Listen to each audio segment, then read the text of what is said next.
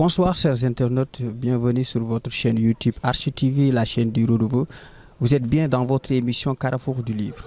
Aujourd'hui, Carrefour du Livre a le plaisir de recevoir Monsieur Ousmane Gueye. Ousmane, bonsoir. Bonsoir Monsieur Anne. Nous avons le plaisir de vous recevoir. Le plaisir est partagé. D'accord. Alors Ousmane, vous êtes juriste, mais il n'y a pas seulement que le droit, etc. Il n'y a pas le droit et les lois. Vous êtes auteur de Autopsie d'une âme. Vous êtes auteur également de Vase élégiaque, L'enfer du présent et récemment Réminiscence. Vous avez choisi aussi d'embrasser la littérature, mais par le canal d'un genre littéraire très spécifique qui est la poésie.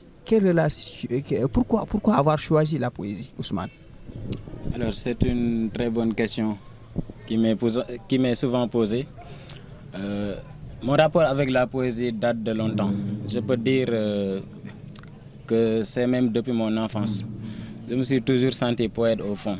À un moment donné de ma vie, j'avais des choses à dire et quand j'ai commencé à écrire, je me suis dit que la poésie était le genre le plus approprié pour dire ces choses-là. C'est pourquoi depuis pratiquement le lycée, je me suis mis à écrire pour parler de mes ressentis. D'accord. Mais vous commencez avec Vase élégiaque, si je ne me trompe, Autopsie d'une âme. C'est votre premier recueil. Effectivement. Alors, comment est né ce recueil de poèmes-là? Alors, ce recueil de poèmes est né suite surtout au décès de ma grand-mère. À l'époque, j'étais vraiment jeune. Je me sentais incompris et je dirais qu'elle était ma meilleure amie. C'est à elle que je me confiais. C'est auprès d'elle également que je retrouvais une certaine quiétude. Donc, quand elle est décédée, ça m'a fait quelque chose. J'avais besoin de ressortir toute cette peine-là, toute cette détresse-là que je ressentais. Et c'est pourquoi j'ai choisi d'écrire ce livre. Mais ce n'est pas seulement la mort qui a gouverné cette œuvre, on peut dire, mais il y a aussi la condition de paria du poète qui se fait sentir dans ce recueil aussi. Tout à fait. Et je vous l'ai dit, tout à l'heure, je me sentais quelque part incompris à cette époque. J'étais un vrai paria. J'écrivais déjà et je ne me sentais pas écouté, je ne me sentais pas assez soutenu. Il n'y avait que ma grand-mère. Donc à travers ce livre, j'ai non seulement parlé de son décès et de toute la détresse qui m'a animé à l'époque, mais également j'ai évoqué la condition de paria du poète qui, comme vous le savez, est souvent relégué au rang de marginal dans la société. D'accord. Et ensuite aussi est advenu Vase élégiaque, si je ne me trompe pas, qui évoque quelque part aussi la désillusion.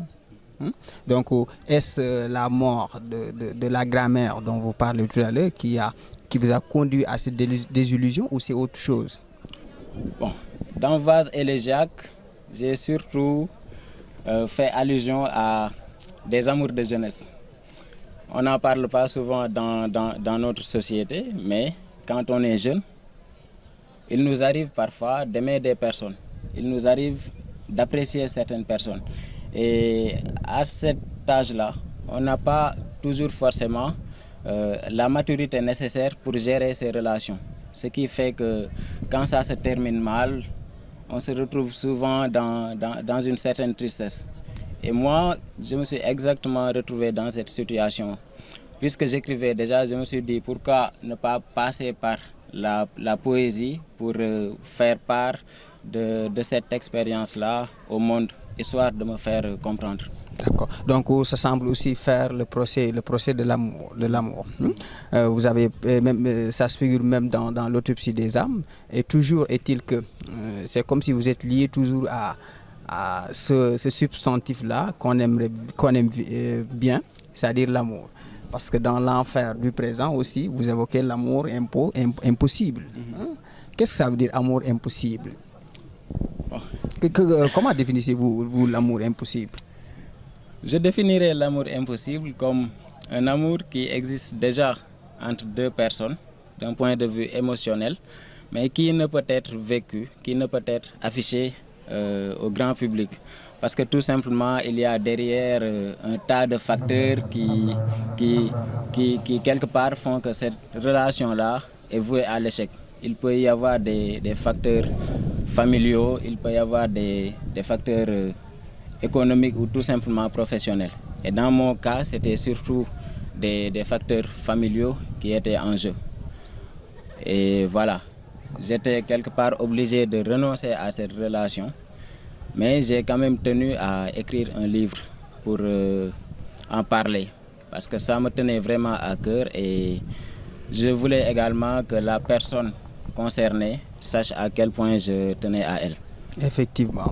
Et ensuite, votre dernier ouvrage, Réminiscence, les roses du mal. Alors dans ce poème-là, dans ce recueil-là, qui est tout à fait spécial, vous adoptez aussi une forme d'écriture qui laisse en rade la forme classique.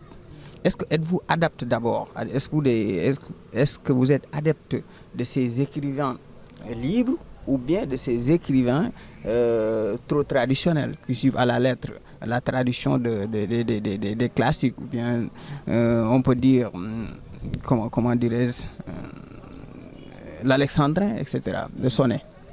D'accord. Bon, alors, moi, je le dis toujours, hein, je suis plutôt anticonformiste dans l'âme. Effectivement, Donc, voilà, vous avez trouvé le mot. Oui. Voilà, je ne suis pas dans ces croyances-là qui voudraient que pour écrire un livre, les écrivains soient, par exemple, liés par certaines règles. Bon, c'est important de respecter les règles, surtout en poésie. Mais je pense que puisque c'est une forme d'expression qui est là pour permettre à l'auteur déjà de faire comprendre sa façon de voir le monde, mais également de dégager un certain style. Je pense que chacun peut y aller selon son bon vouloir, tout en respectant quand même, voilà, les règles classiques de la poésie. Comme la ponctuation, par exemple, j'y attache une certaine importance. Mais sinon, l'alexandrin, je pense que c'est quelque chose de dépassé aujourd'hui. On ne peut plus continuer d'écrire comme les gens le faisaient au XVIe ou XVIIe siècle. Mais pourtant, dans Réminiscence, vous avez écrit, le livre s'intitule Réminiscence, les roses du mal. Et effectivement, on pense à Charles Baudelaire, on pense aussi à Arthur Rimbaud. Moi, je me dis même que est-ce que Ousmane n'est pas adepte de ces poètes qu'on appelle les poètes maudits? Et puis, ça se figure dans l'écriture également. Vous avez une écriture qui n'est pas du tout libre, en tout cas de mon point de vue, qui n'est pas du tout libre, mais une écriture un peu enfermée. Il faut doter d'un troisième œil, pour répéter la citation de Nietzsche, pour pouvoir décortiquer aussi quelque part, même si vous dites que vous êtes anticonformiste. Pourquoi aussi il y a une part de Baudelaire, il y a une part de Rimbaud dans votre œuvre, surtout la Réminiscence. D'accord. Alors c'est une question intéressante également.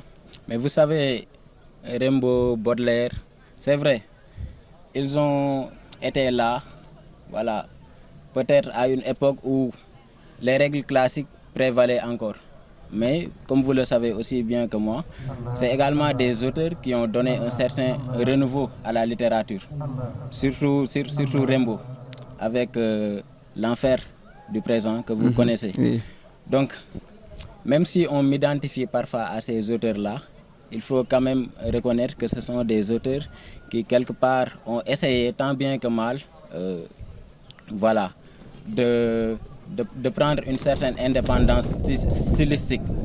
Et moi, c'est également ce que j'ai voulu faire. Même si dans Réminiscence, on retrouve souvent des formes classiques, il y a des passages dans lesquels vous verrez clairement que j'ai complètement bafoué les normes stylistiques d'avant. Effectivement.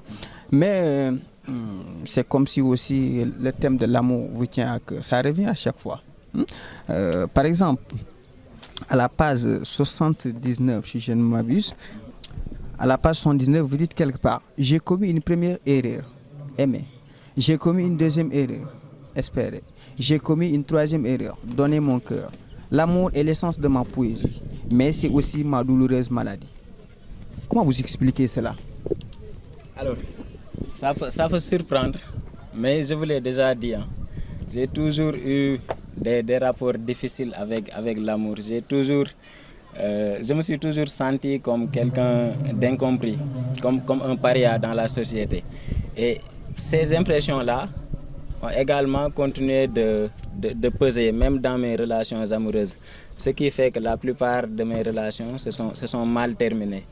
Disons juste que pendant une très très longue période de ma vie, je n'ai pas été amoureux en amour. Et forcément cet aspect-là a fini par ressurgir dans mes écrits. Oui, comme vous le dites à travers Horizon, vous dites nous étions devenus très proches. Tous les soirs, nous rions ensemble. Nous allions dans les rues. Nous allions pour quérir le savoir. Un jour, j'appris ton affront. Un jour, j'appris ton abandon. Tu m'abandonnas sans peine. Tu m'abandonnas pour un autre. Et tu t'en allas vivre à ses côtés. Tu m'abandonnes, tu abandonnes, me transperça le cœur. Ton abandon me transperça le cœur. Je ne crois pas pouvoir te pardonner. Vous êtes rancunier, entre guillemets. Rancunier, je ne dirais pas, mais j'ai quand même une bonne mémoire. Et en amour surtout quand on connaît des déceptions, quand l'on se retrouve trahi par la personne qu'on aimait, forcément ça fait mal. Je n'en veux pas vraiment à cette personne, mais j'ai toujours en tête ce qu'elle a pu me faire. Vous comprenez? Et c'était un après-midi du 18 février 2006, exactement, ou bien 2016. 2016, oui. Hein? Oui. Parce que vous dites après-midi du 18 février 2016, ce qu'on m'a fait lorsque le soleil riait aujourd'hui, ça me fait mal. Mais ça fait mal toujours jusqu'à présent, à l'heure où nous parlons? J'ai tourné la page. Oui, parce que le poète est doté d'un troisième œil aussi. Absolument. Voilà. Mais actuellement, comment vous pouvez comprendre, si on vous demandait la question, qu'est-ce que l'amour actuellement? Qu'allez-vous nous dire? C'est une question difficile à répondre, même pour un adepte de la poésie. Mais l'amour, je dirais que c'est le fait de se retrouver dans une personne. C'est le fait de se dire que cette personne-là, elle est entrée dans notre vie, elle nous a aidés à oublier tout ce qu'on a pu vivre. Et quotidiennement, on voit que cette personne, véritablement, nous apporte une paix intérieure. Donc pour moi, déjà, c'est ça l'amour. Ensuite, c'est le fait de se dire que quel que soit le temps qui puisse passer, on pourra toujours se sentir en sécurité auprès de cette personne-là parce qu'elle sera en mesure non seulement de nous comprendre, mais également de nous donner tout ce dont on aura besoin en tant qu'individu, en tant que personne humaine. Oui. Et à la page 100, vous dites « Hélas, ton visage ne veut pas me quitter, ta voix me suit comme une âme orpheline. » 3 points de suspension. À toi et à lui, je t'aimerai à jamais. Et mes larmes en couleront à jamais. Vous aimez toujours? Vous avez oublié? Il y a des amours difficiles à oublier. D'accord. Je dois l'avouer. Mais comme je l'ai dit tantôt, j'ai réussi à tourner la page et ces souvenirs ne sont plus vraiment d'actualité. Effectivement. Alors l'amour aussi rime aussi avec la tristesse, le deuil. Il y avait quelques mots, M-A-U-X et mots M-O-T-S, suite au décès de votre papa. Le décès de mon père en 2021 a été une expérience très difficile pour moi parce que j'étais assez proche de lui. Et le décès également, il est intervenu dans des circonstances un peu particulières parce que ça faisait pratiquement des mois qu'on ne s'était pas vu avec mon père. Et donc quand on m'a soudainement annoncé son décès, ça m'a pris de court, ça m'a fait extrêmement mal. Et je me suis mis à regretter tout ce temps perdu là et tous les mots que je voulais lui dire et que je n'ai pas eu l'occasion de lui faire savoir. D'accord. Alors pour rappel, amis internautes, vous suivez votre chaîne YouTube ArchiTV Prod. Vous êtes bien dans votre émission Carrefour du Livre. Carrefour du Livre reçoit aujourd'hui Ousmane Gueye qui est un poète, juriste, un grand doctorant, on peut dire. Alors revenons à Ousmane. Ousmane, est-ce qu'il y a d'autres livres qui sont en gestation actuellement? Oui, j'ai des projets littéraires. Certains sont déjà bouclés même. Pour d'autres, je suis encore dans la phase de rédaction. Mais j'espère quand même publier un nouveau livre d'ici la fin de l'année. S'agira-t-il d'une poésie ou d'un roman? Ça s'agira de poésie.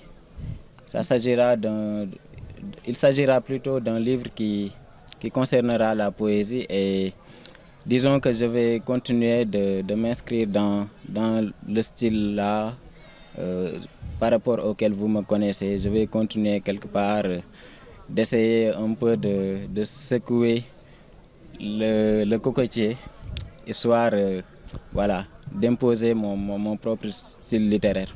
D'accord. Mais n'oublions pas que vous êtes juriste également et qui connaît les juristes. Il y a des sujets d'actualité. Des sujets d'actualité auxquels vous pouvez nous en parler à travers un ouvrage. Pourquoi pas un essai pour parler de l'actualité politique, etc. au Sénégal? Tout à fait. Vous avez parfaitement raison. Et comme je vous l'ai dit tantôt, il y a des projets en gestation. Peut-être que je pourrais les terminer d'ici 2 ou 3 ans. Mais il y a quand même des sujets qui me tiennent vraiment à cœur. Comme par exemple la mendicité, la maltraitance qui est souvent faite aux femmes. Vous voyez, les inégalités sociales, le problème des castes, ce sont des choses qui me tiennent vraiment à cœur et je voudrais vraiment un jour y revenir. Voilà, au niveau de mes productions littéraires. D'accord. Maintenant, comment alliez-vous l'écriture et les cours? C'est pas difficile? Extrêmement difficile. Et surtout quand on embrasse la poésie. Oui, c'est vraiment difficile. Mais la solution que j'ai trouvée ces dernières années, c'est de réserver l'écriture aux périodes de vacances. Quand je suis à l'université, par exemple, je me concentre sur les recherches et les TD que je donne. Maintenant, quand je rentre chez moi, à l'occasion des grandes vacances, j'ai toujours 2 ou 3 mois pour ma personne. Et je profite de ces occasions-là pour peaufiner les projets que j'avais déjà terminés, mais également avancer par rapport à d'autres textes qui étaient en cours de rédaction. D'accord. Alors, je le disais également, vous êtes juriste. À un moment donné, notre pays a été secoué. On indexait les juristes, le conseil constitutionnel, le pouvoir judiciaire, etc. Et tout finit bien, on a un nouveau président. Comment voyez-vous l'actuel régime? Pour parler un peu des questions d'actualité. Par rapport à la situation politique actuelle, je dirais qu'on espère vraiment que les choses vont continuer d'aller de l'avant. Parce qu'on se rend compte que même si la situation est difficile, les autorités essayent quand même de faire des efforts pour améliorer la situation des populations. On espère que ces efforts-là vont continuer et que des réformes vont également venir pour prendre véritablement en compte les urgences du moment. D'accord, surtout là où nous sommes à Sana, à l'université Gaston Berger de Saint-Louis. Quelles sont les préoccupations ou bien quels sont les problèmes majeurs? Les préoccupations actuelles de l'université concernent, à mon avis, surtout le domaine pédagogique. On manque véritablement d'amphithéâtre. Mais ça, je pense que l'État a quand même commencé à faire des efforts là-dessus. Parce qu'en arrivant, vous avez pu le voir, il y a des chantiers à l'intérieur de l'université. Des amphithéâtres sont en train d'être construits et des efforts sont faits en ce sens, à mon avis. Surtout le fait de revoir l'année académique. Tout à fait. Et pour que l'année académique puisse être stabilisée, il faut déjà que sur le plan pédagogique, on n'ait pas de problème de salle. Sinon, les cours vont être retardés. Mais il faut également procéder à un recrutement massif. Et comme je vous l'ai dit, l'État commence à faire des efforts en ce sens-là. Et je pense que dans les prochains mois, on commencera quand même à voir les fruits de toutes ces réformes-là qui sont faites au niveau étatique. D'accord. Mais Ousmane, comment voyez-vous la littérature sénégalaise aujourd'hui? La littérature sénégalaise, elle se porte bien à mon avis. Et il y a de quoi être fier quand on voit des auteurs comme Mohamed Mbougar Sarr, comme El Hadji Ndongo Thioye ou ou Faladien, qui ont réussi quelque part à s'imposer, qui ont réussi à redorer le blason de la littérature sénégalaise. Donc rien qu'avec ces exemples-là, on peut se réjouir. Mais il ne faut pas aussi s'y tromper. Les écrivains ne vivent pas véritablement de leur métier. Et par rapport à cette situation, je pense qu'il faut déjà augmenter les subventions qui sont allouées aux écrivains, mais également faire de sorte que la commercialisation des livres soit beaucoup plus encadrée au niveau national. Surtout les difficultés confrontées avec les maisons d'édition. Absolument, Voilà. absolument. C'est parfois très compliqué. Et les écrivains essayent de gérer cette situation malgré tout. Ces dernières années, on a reçu beaucoup de soutien de l'État, mais on espère quand même que davantage d'efforts seront faits en ce sens. D'accord. Alors, l'émission tire à sa fin. Je vais laisser Ousmane Gueye nous dire quelque chose par rapport à la littérature, par rapport à l'actualité. En tout cas, 10 mots qu'il va emmagasiner, organiser pour tirer lui-même le mot de la fin. Ousmane, vous avez la parole. Déjà, avant de conclure, je vais vous remercier, M. Anne. Le plaisir est partagé. Ainsi que toute votre équipe. Vraiment, vous avez fait des efforts considérables en vous déplaçant jusqu'ici pour nous donner la parole. Ce fut véritablement un plaisir de partager cette émission avec vous. Ce que j'ai peut-être à dire à toutes ces personnes-là qui nous regardent, c'est de continuer de lire. Effectivement. La littérature, elle nous offre énormément de possibilités. Elle nous offre déjà la possibilité d'oublier notre vécu quotidien, mais également de nous sentir compris, de nous sentir vraiment compris. Parce que l'écrivain, quand il écrit, il n'écrit pas seulement pour lui, mais il écrit également pour les autres. Il parle pour les autres. Donc je pense que les gens se sentiraient beaucoup mieux s'ils se réfugiaient dans les livres. Parce que les livres nous offrent toujours la possibilité d'explorer d'autres mondes, d'autres univers. Avez-vous des projets avec les jeunes de Kaolack où vous habitez? Les jeunes de Kaolack, qui s'intéressent à l'écriture. Tout à fait, tout à fait. On aimerait vraiment donner la possibilité à ces jeunes-là de découvrir le milieu littéraire. Parce qu'il y a des jeunes qui souhaitent parfois écrire des livres, mais ils ne maîtrisent pas toujours les canaux par lesquels il faudrait passer. Donc déjà, dans un premier temps, nous aimerions les initier par rapport au métier d'écrivain, mais également les mettre en contact avec les associations littéraires qui existent au niveau national et pourquoi pas même créer une association digne de ce nom à Kaolack qui, au même titre que le cercle des auteurs et écrivains de Kaolack, pourrait également venir en appoint à ces jeunes. Merci, M. Ousmane Gueye. Donc, comme je l'avais dit tout à l'heure, l'émission tire à sa fin. C'était l'émission Carrefour du livre avec invité Ousmane Gueye. Mesdames et messieurs, continuez à suivre votre chaîne YouTube ArchiTV Pro, la chaîne du renouveau, la chaîne qui vous parle de l'essentiel. Merci également à toute l'équipe technique. Quant à moi, je vous dis bonsoir et pour un autre numéro. À la prochaine fois. Merci.